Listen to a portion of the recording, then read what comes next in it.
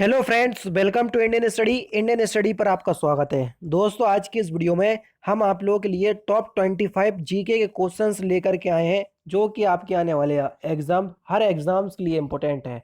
फिर चाहे आप यूपीएसआई की तैयारी कर रहे हो, यूपी लेखपाल की तैयारी कर रहे हो, बीएड की तैयारी कर रहे हो, डीएलएड की तैयारी कर रहे हो, रेलवे के, एसएससी के किसी भी एग्जाम्स की तैयारी कर रहे हो, ये जो आपकी वीडियो है हर एग्जाम्स के लिए इंपॉर्टेंट होगी क्योंकि इसमें जीके के टॉप 25 क्वेश्चंस को कवर किया जा रहा है। ठीक है।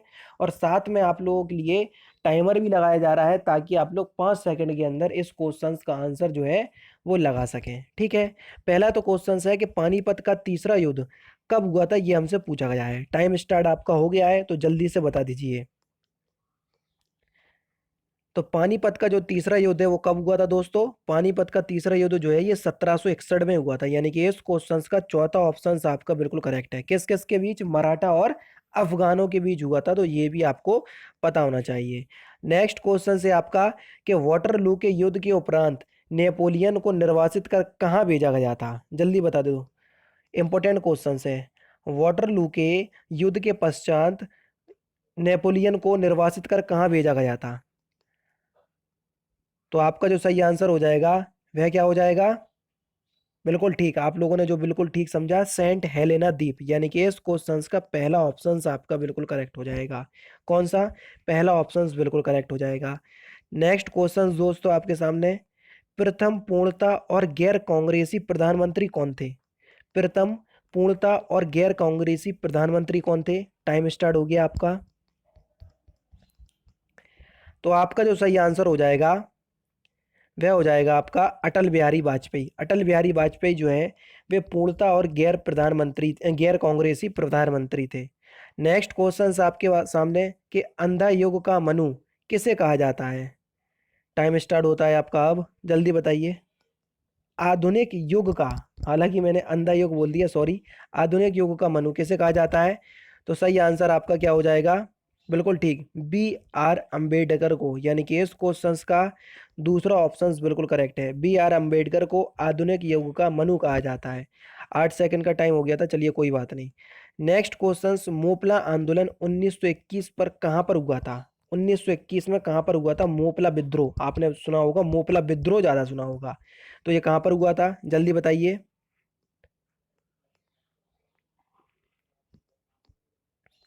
तो आपका बिल्कुल सही आंसर क्या हो जाएगा? ऑप्शन नंबर सी, मालाबार, यानी कि तीसरा ऑप्शन बिल्कुल करेक्ट है। नेक्स्ट क्वेश्चन, संविधान के किस अनुच्छेद में मौलिक कर्तव्य की चर्चा की गई है? मौलिक अधिकार नहीं, मौलिक कर्तव्य। अधिकार तो 12 से 35 तक है, वो तो आपको पता होना चाहिए। मौलिक कर्तव्य बताओ। टाइम स्टार्ट हो गया आपका। तो आपका जो सही आंसर हो जाएगा वह हो जाएगा अनुच्छेद 51A, यानी कि इस क्वेश्चन का पहला ऑप्शन बिल्कुल करेक्ट है। अनुच्छेद 51A में सरदार सूरत सिंह समिति की सिफारिश पर संविधान में मौलिक कर्तव्य जोड़े गए थे। अच्छा, कई बार तो यही पूछ लिया जाता है कि मूल संविधान में मौलिक कर्तव्य थे या नहीं। नहीं थे, इसे 42वें संविधान संशोधन द्वारा 1976 में जोड़ा गया था। तो ये भी आपको पता होना चाहिए। नेक्स्ट क्वेश्चन की तरफ चलते हैं। कोडा एकनाल किस पर्वत श्रृंखला पर स्थित है? कोडा एकनाल, हालांकि ये तो है तमिलनाडु पे, लेकिन ये किस पर्वत श्रृंखला पर स्थित है? जल्दी बता दीजिए। तो आपका जो सही आंसर हो जाएगा वह क्या हो जाएगा? बिल्कुल ठीक, तो कोडा एकनाल जो है ये किस पर्वत श्रृंखला पर स्थित है? पालनी पर्वत श्रृंखला, यानी कि पहला ऑप्शन बिल्कुल करेक्ट। नेक्स्ट क्वेश्चन आपके सामने, हर क्वेश्चन में 5 सेकंड का समय मिल रहा है आपको। लोरनार झील किस राज्य में स्थित है? लोनार झील किस राज्य में स्थित है? Question number 8। बिल्कुल ठीक, तो आपका सही आंसर क्या हो जाएगा? लोनार झील जो है ये महाराष्ट्र में स्थित है, यानी कि चौथा ऑप्शन बिल्कुल करेक्ट। नेक्स्ट क्वेश्चन आपके सामने, लाल रक्त कणिका यानी कि आरबीसी कहाँ उत्पन्न होती हैं? जल्दी बताओ। लाल रक्त कणिका यानी कि आरबीसी कहाँ उत्पन्न होती हैं? तो ये होती हैं अस्थि मज्जा में। कहाँ पर? अस्थि मज्जा में। तीसरा ऑप्शन बिल्कुल करेक्ट। अच्छा, डिस्क्रिप्शन में पहले तो आपको अनअकैडमी का लिंक दिया हुआ होगा, जो कि आप लोगों के यूपी पीसीएस की तैयारी करवा रहे हैं। वहाँ पर आप लोग जा करके डिस्क्रिप्शन में जा करके चेक कर सकते हैं। और एक मैं रेफरर कोड दे रहा हूँ, यूपी एग्ज़ाम्स 10। इस रेफरर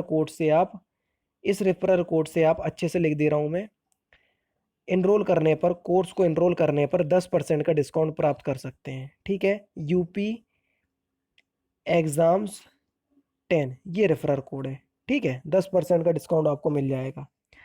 नेक्स्ट क्वेश्चन आपके सामने, गामा किरणों की खोज किसने की?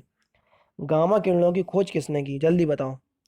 इंपॉर्टेंट क्वेश्चंस, टाइम स्टार्ट होता है आपका ये। बिल्कुल ठीक, तो आपका जो सही आंसर हो जाएगा, गामा किरणों की जो खोज है ना, ये रदरफोर्ड ने की। दूसरा ऑप्शन बिल्कुल करेक्ट है। ठीक है, इसकी पीडीएफ अगर आप प्राप्त करना चाहते हैं तो पीडीएफ आपको टेलीग्राम चैनल पर मिलेगी, तो टेलीग्राम का भी लिंक डिस्क्रिप्शन में दिया है, वहाँ पर आप जरूर से ऐड हो जाइए। नेक्स्ट क्वेश्चन आपके सामने, कंप्यूटर का मस्तिष्क कहा जाता है किसको? जल्दी बताइए, टाइम स्टार्ट हो गया आपका। कंप्यूटर का मस्तिष्क किसे कहते हैं? बिल्कुल ठीक, आप सभी लोग जानते हैं सीपीयू जो है उसको हम कंप्यूटर का दिमाग या कंप्यूटर का मस्तिष्क कहते हैं, जिसका full form centre processing unit होता है, तो ये भी आपको पता होना चाहिए। नेक्स्ट क्वेश्चन आपके सामने, हाइपरमेट्रोपिया का अर्थ क्या है? क्वेश्चन नंबर 12, हाइपरमेट्रोपिया का अर्थ क्या है? तो हाइपरमेट्रोपिया का अर्थ हो जाएगा क्या, जल्दी बताइए, टाइम स्टार्ट हो गया आपका। तो हाइपरमेट्रोपिया का अर्थ होता है दीर्घ दृष्टि दोष, और मायोपिया का अर्थ होता है निकट दृष्टि दोष। हाइपरमेट्रोपिया को हम उत्तल लेंस से दूर करते हैं, किससे? उत्तल लेंस से। और मायोपिया को हम अवतल लेंस से दूर करते हैं, तो दोनों आपको पता होना चाहिए, उत्तल लेंस और अवतल लेंस। नेक्स्ट क्वेश्चन आपके सामने, प्रकाश का वेग अधिकतम कहाँ होता है सबसे ज़्यादा? जल्दी बताओ, प्रकाश का वेग अधिकतम सबसे ज़्यादा कहाँ पर होता है? बिल्कुल ठीक, तो प्रकाश का वेग सबसे ज़्यादा होता है निर्वात में। कितना होता है? 3 × 10⁸ मीटर प्रति सेकेंड, ये होता है आपका कहाँ पर? निर्वात में। जल में होता है आपका प्रकाश का वेग, जल में और कांच में दो जगह और होता है। जल में होता है आपका 2.0 × 10⁸ मीटर प्रति सेकेंड, और कांच में होता है आपका 2.25 × 10⁸ मीटर प्रति सेकेंड, तो ये दोनों भी आपको पता होना चाहिए। नेक्स्ट क्वेश्चन, सादा गावा सागा दावा किस धर्म का प्रमुख पर्व है? सागा दावा किस धर्म का प्रमुख पर्व है? क्वेश्चन नंबर 14, तो सही आंसर आपका क्या हो जाएगा? बिल्कुल ठीक, बी ऑप्शंस, बौद्ध धर्म का। बी ऑप्शंस बिल्कुल करेक्ट है। नेक्स्ट क्वेश्चंस, कोटोपैक्सी कहाँ स्थित है? जल्दी बताइए, कोटोपैक्सी कहाँ स्थित है? क्वेश्चन नंबर 15, कोटोपैक्सी जो है ना, बिल्कुल ठीक है, आप लोगों ने बिल्कुल सही समझा, ये इक्वाडोर में स्थित है, और कोटोपैक्सी एक ज्वालामुखी का नाम है, तो ये भी आपको पता होना चाहिए। नेक्स्ट क्वेश्चंस, सूर्य के धरातल का तापमान लगभग कितना होता है? जल्दी बताइए, सूर्य के धरातल का तापमान। सूर्य की धरातल का मतलब सतह का तापमान आपसे पूछा है, तो सूर्य की सतह का तापमान कितना होता है? 6000 डिग्री सेंटीग्रेड, जबकि केंद्र का तापमान होता है 15 मिलियन डिग्री सेंटीग्रेड, तो ये भी आपको पता होना चाहिए। नेक्स्ट क्वेश्चंस की तरफ चलते हैं। नेक्स्ट क्वेश्चंस, अंतरिक्ष में कुल कितने तारामंडल हैं? सिंपल क्वेश्चंस, अंतरिक्ष में कुल कितने तारामंडल हैं? क्वेश्चन नंबर 17, तो आपका जो सही आंसर हो जाएगा वह क्या हो जाएगा? बिल्कुल ठीक, 89। कहीं कहीं आपका 88 लिखा हुआ है, कहीं कहीं आपका 89 लिखा हुआ है। देखो, अगर ऑप्शंस में 89 और 88 में से कोई एक दिया है तो आप लोग आसानी से पहचान सकते हैं, लेकिन अगर आप ऑप्शंस में दोनों ही दिए हैं जैसा कि इस बार हुआ था, तो आप लोगों को प्रायोरिटी जो है वो 89 को देना है, समझ रहे हैं? तो ये सारी चीज़ें पता होना चाहिए। Next question, Asian Asia drama किसकी प्रसिद्ध पुस्तक है? टाइम स्टार्ट हो गया आपका। क्वेश्चन नंबर 18, मजा आ रहा होगा आज। तो एशिया ड्रामा जो है ये गुन्नार मेडल की प्रसिद्ध पुस्तक है। दूसरा ऑप्शन बिल्कुल करेक्ट।